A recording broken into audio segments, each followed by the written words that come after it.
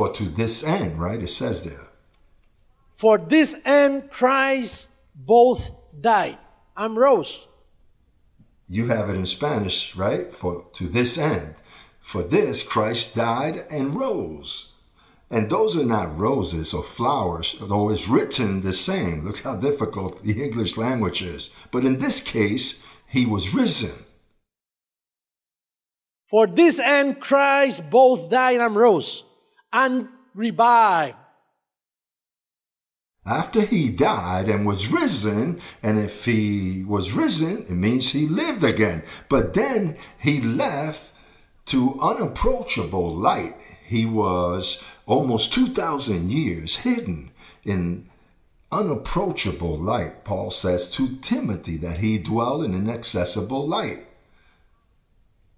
And revived, that he might be Lord both of the dead and living.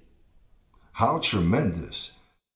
Be Lord of the dead and the living. And to be Lord of both of the dead and the living. To be Lord of the living, you have to have a body. You have to appear. So then those that are dead in paradise. We are alive down here and he's Lord of us. And those who are in paradise, they listen to what is going on down here. Therefore, he's the Lord of the dead and the living. And they didn't know anything. And so they don't get perfected before us. So they don't be perfected without us. He waited till he touched the earth. Revive again and then to preach to both the living and the dead. Preach to the living and the dead. So both can be perfected, one and the same in knowledge. Now, with that purpose that he relived again and came in a bodily form, in this case, in my person. Before I used to say it could have been Peter, John, anybody, but now I recognize that I am from the root of Jesse. That I come from the lineage, from the blood of Abraham.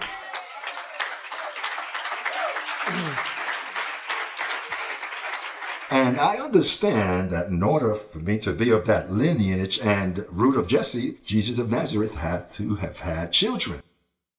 He had to been married. So the baby Jesus wasn't such a baby. And religious as they make him out to be, the baby Jesus married and had relations as a good rabbi.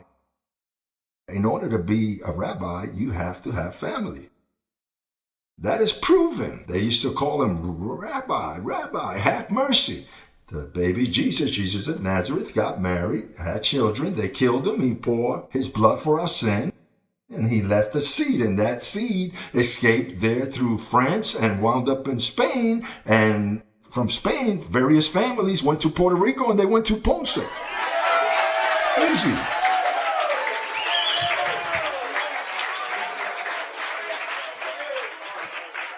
And it seems like one of them says this is the city of the Lord, because they call Ponce the lordly city. You know, there are cities they call the city of coffee, the city of that.